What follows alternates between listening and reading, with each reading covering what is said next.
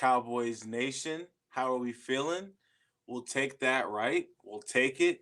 It happened how we expected it to happen, but it also happened how we hoped for it to happen. Low penalties, good quarterback play, defensive domination. Deron Bland pick six, Micah Parsons sacks, Sam Williams sacks, Dorrance Armstrong sacks. Mozzie Smith even got in there and forced an incompletion. That's what we like to see. And most importantly, I repeat, low penalties. We have been able to dominate the game for a long time. For years, we've been able to dominate a game. But we ain't dominated a game without committing a bunch of penalties. And that's what we've done for 2 weeks straight now. And that's what I talked about in the last video. But before I get too into it, I want to say please like and subscribe. It motivates me tremendously to keep posting videos. I love seeing the views. I love seeing the likes. I love seeing the subscriptions go up. It's one of the first things I check in the morning, and it's super encouraging to see that. And as I move forward, like I said in the last video, I'm going to get my own apartment. I'm going to be able to have my own setup and have my own things on the walls and really make it look how I want it to look. So I really plan on going even harder in the future because as you guys can see from my main YouTube logo, there's a Cowboys jersey, but there's also a Kobe jersey over there. I got the 824 right here. It's a little backwards. My birthday is August 24th. Everybody who's known me since I was 12 years old, all I talked about was Kobe. I talked people's ears off about Kobe. That was my guy. That was my role model. And, I never really thought about it until, he passed. But yeah, like my birthday is August 24th. He wore number 8. He wore number 24. I was born in 97. That was his rookie year. His birthday is August 23rd, and now August 24th is officially Mamba Day. So, I'm not really huge on birthdays, but that makes my birthday that much more special because I get to just watch my favorite athlete ever be celebrated. So I am going to start dipping into basketball a little more. I've just not had the time to really follow basketball and football because I've been having to do all this driving. But anyways, back to the game today, right? Dak Prescott played well. The running game came back alive a little bit. You still want to see it be even better because I'm pretty sure the Panthers have like one of the worst run defenses in the NFL. I think it's time to give. I hate to say it, but I saw Romo get ran out of town right when Dak came in. I saw Zeke get ran out of town when Pollard came in. I remember back in the days when Marion Barber got ran out of town because Felix Jones came in.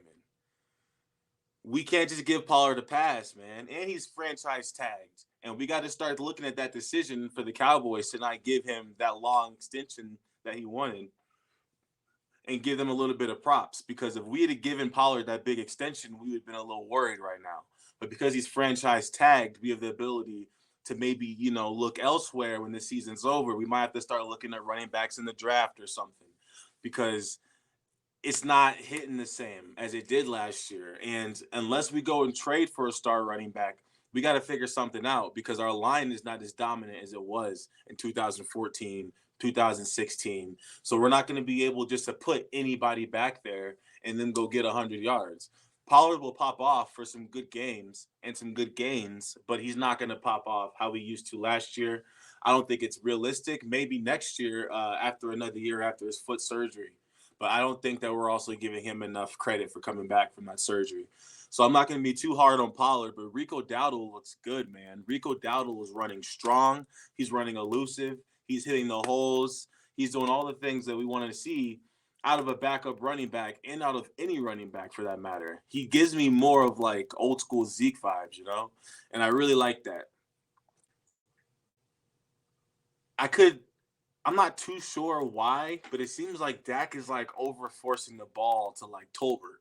And I don't know if he's trying to give the guy confidence or exactly what it is, but I didn't like CD's lack of production or lack of like involvement in the offense in the first half. I feel like we need to keep CD going because that's the train we need to ride. We can't afford to have missed third downs because we're going to Tolbert instead of CD. Like in the big games, we can't afford that. And I need I need Dak to force feed CD every game. There is no such thing as overusing him. I know CD wants the ball because he's not a big vocal guy, but you can see his demeanor change. Like, I don't know if it was just me, but he looked borderline, like, not depressed, but he looked a little upset this game, you know? And like, even when he scored, he just like punted the ball. I'm like, where's the dance at? Like, he usually hits a little, you know, a little something. He didn't hit nothing. So I was like, what's that all about? But I figured it was because he didn't really get the ball in the first half, and I understand him. Not just because I had a parlay with him on it, but yeah. Um, that's not the point here. But yeah, no, I think we need to get CD involved more. I like Turpin getting carries. I think that's super important for us because Turpin is becoming electric every time he touches the ball, right? I think that's why we're seeing him get the ball more because we're seeing him be more smart with the ball when he has it in his hands. He hasn't fumbled in a few weeks, and he had a fumbling problem early. And another thing I want to get at is Micah. I think Micah is proving a huge point because people don't understand. Like when you are somebody who's 245 pounds, right? And I'm no Micah Parsons, but I brought to my team the kind of thing that Micah brings to the Cowboys as far as like hustle. Like he's a huge guy that's out there running, probably a little faster than you would expect him to be running at his size. Well, a lot faster in his case. But like whenever I would see the ball anywhere in the field, I would like feel like that was what my duty was to be that guy that would go chase somebody down from across the field and come flying like a monster. So that was what my specialty was. So I know the toll it takes on your body to try to get off pass rush moves and also be that main guy that's hustling all the way across the field, that's hustling downfield. Or when you see the quarterback starting to scramble outside the pocket, defensive tackles, yes, they run to the ball, but they know deep down they're not going to actually get there. So they can kind of reserve run just so it doesn't look bad on film. But when you have put in everybody's head, like, look, I'm this huge, fast guy, and I can go chase everybody down, and I can run a 4 or whatever 40, then you have to expend so much energy every single time someone runs anywhere near your side of the field. So Micah is using all this energy play after play, and then he's going in the trenches, battling, running his shoulders into people. That wears your body down, and you can't go week in and week out and just keep the same level of intensity and keep the same production because your body will break down. Guys like Myles Garrett, he's like 275. Nick Bosa is not out there running as much as Micah Parsons is. So there's nobody that I can think of that's carrying the overall load on defense like Micah is. So let's pump the brakes on the Micah criticism because he's still that dude and he will always be that dude. So let's pump the brakes on Micah. He will be the guy we need him to be because he's also got a contract day coming up. So we're not going to dismiss that either. So don't worry about Micah falling off. All we need to worry about as Cowboy fans is can our team keep playing disciplined football? And the scary thing about this win streak that I feel we're about to go on is typically the Cowboys come out and have one of those 15 penalized games when we're on win streaks. When we get too cocky, when we're too big-headed, when we get too confident in ourselves, and we think, oh, we're so good. But then we forget that there's rules to this game. You can't just be good and win. You have to be good and play within the rules. And whenever Dallas gets too big-headed, then we start getting a bunch of penalties. So I think that we need to make sure as we continue on this win streak and as we continue moving forward and we continue putting the league on notice, we need to cut down the penalties. Because, again, if we cut down the penalties, we would have beaten the Eagles. The 49ers wouldn't have blown us out. We wouldn't have lost to the Cardinals. All these games, all these losses, there are huge gains, great runs that were called back because of penalties. There were great third down stops. Drive continued because of penalties. So I might get annoying and sound like a broken record talking about this in every video, but just trust me. I'll build my whole channel about this topic if I have to. The Cowboys don't have a talent issue. Dak's going ball. CD's going ball. Pollard and Dowdle, they're going ball. Micah, Bland. Our defense is going ball. But we're also very prone to penalties. So as long as we keep that at the top priority, play discipline, no late hits, no offsides, cut down the holds, no defensive holding. The DBs played great today. I don't remember there being any defensive secondary flags. There was one that was a little iffy that Thielen wanted called, but that wasn't. I don't think that was a penalty, even though they call it the same thing on the flip side.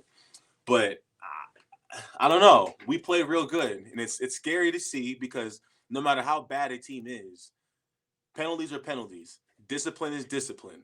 And a team that's undisciplined does not just play discipline because they're playing a bad team. So I'm not going to sit up here and gloat and be all happy about us beating the Panthers, but I will be happy about what I said I wanted to see. I saw turnover-free football. I saw a very, very well-played game in all phases, not a lot of penalties. It was great to see. And as Cowboys fans, it's exciting. So moving forward, I will try to put out a video this week. I'm gonna try to figure out like another key I think that the Cowboys need to target as we head towards this next Eagles game because that's all I'm thinking about. Honestly, I'm thinking about this next Eagles game. I want to see the Eagles lose some games. I want to beat them, and then I'm focusing on the playoff picture because I have some odd feeling. I feel like we're gonna dodge San Fran. I feel like we're gonna dodge San Fran. I'm a little worried about them. They're a whole different story, but we'll tackle that if it comes in front of us. So as of right now, I'll say peace out to you guys. Look out for a video this week. I'm gonna try to be more consistent. I'm gonna try to get it out probably about Wednesday, and then I'm also gonna come back on Saturday, of course. Looking forward to the game on Sunday, and then we're gonna cover that as well. So stay tuned, guys. Again, please like and subscribe. Zay Talks out.